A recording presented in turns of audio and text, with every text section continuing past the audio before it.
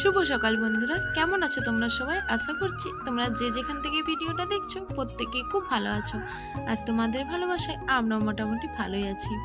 মেদিনীপুর জেলার ছোট্ট একটা গ্রাম থেকে আমি পিউ আমার ব্লগ চ্যানেলে আরও একটা নতুন ভিডিওতে তোমাদের সবাইকে জানাই অনেক অনেক স্বাগত, অনেক অনেক ভালোবাসা। তো আজকে আবার সকাল সকাল ভিডিওটা শুরু করে দিলাম। আর সকাল সকাল ভিডিওটা শুরু করে দিলাম তার একটাই কারণ, বাড়ির কাজ চটপট তাড়াতাড়ি সেরে নিতে হবে। বাড়ির সমস্ত কাজ সেরে নিয়ে আজকে তো যাবো একটা জায়গায়, প্রোগ্রাম আছে, সেটা তো তোমরা টাইটেল আর থাম্বনেল দেখে বুঝেই গেছো। তো চলো পুরো ভিডিওটার সাথে থাকো, সব কিছু জানতে পারবে। আর আজকে ভিডিওটা কিন্তু খুবই ভালো হবে, অনেক কিছু তোমাদের কাছে তুলে ধরবো। বাড়ি থেকে তো স্বভাবত কোথাও বেরোনোই হয় না, বাড়ির কাজের চাপে, তারপর গরু বাছুর বাড়িতে রয়েছে, কোথাও বেরোনোই হয় না জানো তো বন্ধুরা। কিন্তু কি বলতো, ওই যে চাপ পড়লে বাপকে ডাকা হয়, তাই না? তো এই জন্য কতকটা বলতে পারো চাপে পড়ে। তো কি আর করা যাবে, পুরো ভিডিওটার সাথে থাকো। তোমাদের যদি আজকের ভিডিওটার কোনো অংশে কোথাও একটু ভালো লেগে থাকে তাহলে অবশ্যই একটা লাইক করে দিও। আর আমার চ্যানেলে যদি কেউ নতুন বন্ধু এসে থাকো তাহলে আমার চ্যানেলটাকে সাবস্ক্রাইব করে আমার এই ছোট্ট পরিবারের এক নতুন সদস্য হয়ে আমার পাশে থেকে যেও। আর যারা ফেসবুক পেজ থেকে দেখছো তারা পেজটাকে ফলো করে আমার পাশে থেকো। তো দেখো বন্ধুরা, সকাল সকাল উঠে ঝাঁটপাট দিয়ে দিলাম, দিয়ে বাসনপত্রগুলো ধুয়ে নিয়েছি, তারপর উপরে বিছানাটা বাগিয়ে নিলাম। বিছানাটা বাগিয়ে পরিষ্কার করে নিয়ে আমি এখন চলে এসেছি গায়ে ধুইতে। কি বলো তো, তোমাদের দাদাভাই গায়ে ধুইয়ে দেয় থাকলে, মানে বাছুরটা ধরে দেয়, বাছুরটা বাঁধা ধরে দেওয়া করে দেয়, কিন্তু কি বলো তো, ও গেছে মাঠে। তো যার জন্য দেখো বাড়ির সমস্ত কাজ সেরে নিয়ে আর গায়ে ধুয়েও নিয়ে চলে এলাম নিজেই।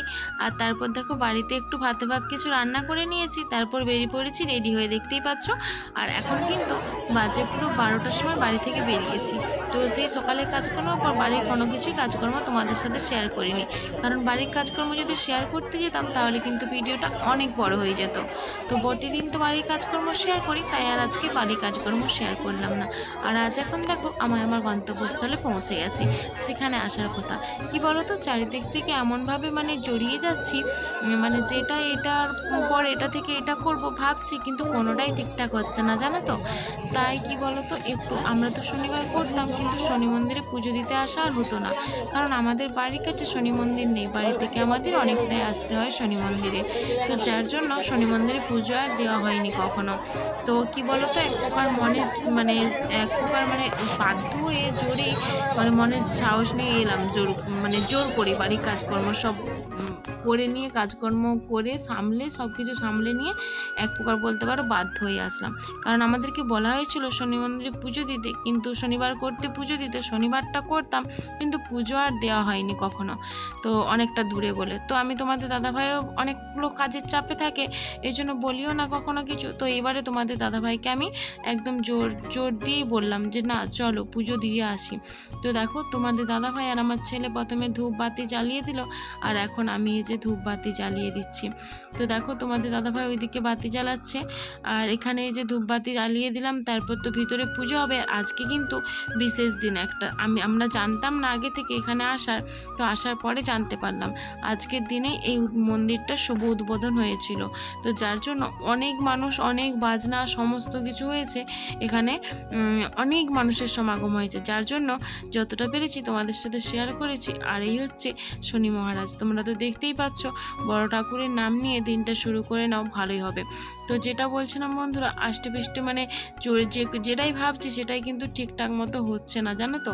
তো মানে সময় এতটাই খারাপ যাচ্ছে, সময়ের বেড়াজাল থেকে বেরোতে পারছি না। তো যার জন্য আর আমাদের তো সব কিছুর উপরে উনি আছেন না, মাথার উপরে দেবতা ছাড়া আমাদের আর কি উপায় আছে বলো। আর যেখানে আমরা বিপদে পড়ি না কেন বা যেখানেই জড়িয়ে যাই সেখানেই একমাত্র ভগবানের কথাই মনে পড়ে, তাছাড়া তো মানে আর কারো কথা মনে পড়ে আগে কিন্তু ভগবানের কথাই মনে পড়ে। তো আমরা তো বাড়িতে ভগবানের সেবা নিত্য পূজা করেই থাকি। তো যেহেতু এটা আমাদেরকে অনেকদিন আগে থেকেই বলা হয়েছিল, কিন্তু অনেকটাই গ্রহের ফেরে তো মানুষ আটকে যায় না, যার জন্য কি বলতো, এই যে গ্রহের ফেরে আটকে যাওয়ার জন্যই চলে এলাম গ্রহরাজের পুজো দিতে। তো গ্রহরাজের পুজো দিয়ে গ্রহরাজকে সন্তুষ্ট করে যদি একটু সামনের পথে এগিয়ে যেতে পারি, যার জন্য তো আর বেশি বকবক করছি না, তোমরা পুরো ভিডিওটার সাথে থাকো আর দেখতে থাকো। এখানে পূজা অর্চনা থেকে সমস্ত কিছু তোমাদের সাথে শেয়ার করব। আর এখানে এসে যেটা দেখলাম, এই যে 5টা প্রদীপ একসঙ্গে যে জেলে আরতি হচ্ছে, সবটাই তোমরা দেখতে পাবে, সাথে থাকো তাহলে বুঝতে পারবে। আর পুরো আরতির পর্বটা আমি পরে ভিডিওতে দেব। এখানে পুরো আরতিটা দিইনি, কিছুটা আরতির অংশ তুলে ধরেছি, পুরো আরতিটা আমি পরের ভিডিওতে দেখব। আরতিটা হওয়ার সময় পুরো গাটা কাঁটা দিয়ে উঠছিল, জানো তো, এমন আরতি আমি কখনো দেখিনি।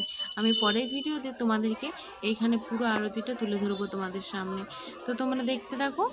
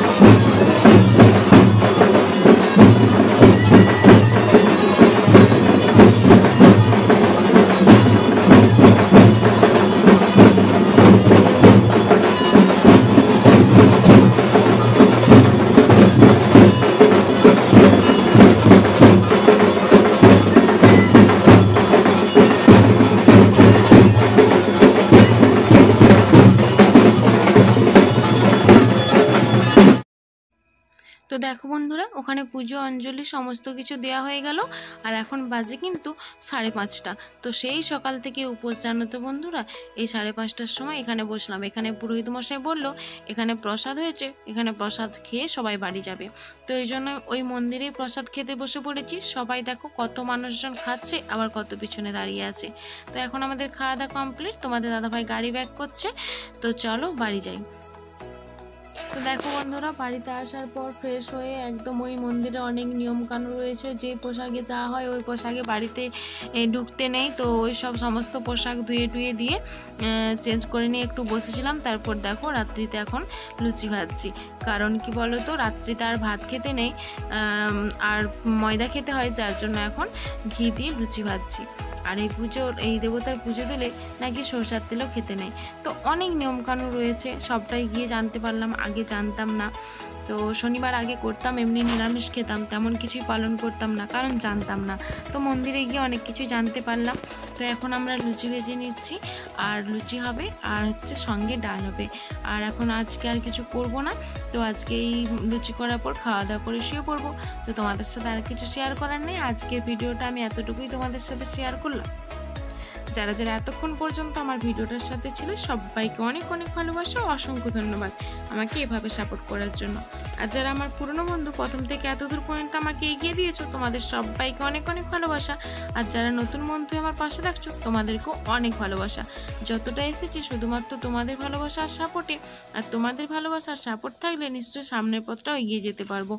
খুব তাড়াতাড়ি না হোক, আস্তে আস্তে ঠিক আমি আমার লক্ষ্যে পৌঁছে যাব, তোমরা যদি আমার সাথে থাকো আর ভগবানের আশীর্বাদ যদি আমার মাথার উপরে থাকে। তো চলো, তোমরা সবাইকে অনেক অনেক ভালোবাসা। আবার দেখা হবে পরের ভিডিওতে খুব শিগগির তোমাদের সাথে। ততক্ষণ তোমরা সবাই সুস্থ থেকো, ভালো থেকো আর আনন্দে থেকো। নিজের খেয়াল রেখো, নিজের পরিবারের খেয়াল রেখো। Good night. আরেকটা কথা বন্ধুরা, যেটা আমি ভুলে যাচ্ছিলাম, হয়তো তোমরাও অনেকে ভুলে গেছো, যারা তখন ভিডিওটা দেখছো কিন্তু লাইক দিতে ভুলে গেছো, প্লিজ একটা লাইক দিয়ে দিও। ভিউজ হচ্ছে, কমেন্ট হচ্ছে, যে পরিমাণে যতটুকুই হোক যে পরিমাণে হচ্ছে, লাইকটা কিন্তু কম হচ্ছে। অনেকে ভিডিও দেখতে দেখতে লাইক দিতে ভুলে যাচ্ছ। আর বন্ধুরা আরেকটা রিকোয়েস্ট, অনেকেই ভিডিওর অ্যাডগুলো স্কিপ করে যাচ্ছ, প্লিজ কেউ ভিডিওর অ্যাডগুলো স্কিপ করো না। ভিডিওর অ্যাড কেউ স্কিপ করো না। একটা ভিডিও বানাতে না অনেকটা কষ্ট করতে হয় আমাদের। প্লিজ তোমরা যদি অ্যাড স্কিপ করে দাও তাহলে আমাদের কি করে হবে বলো, কি করে এগিয়ে যাব? তো সবাই এইটুকু খেয়াল রেখো, আমার খুব উপকার হবে। Good night.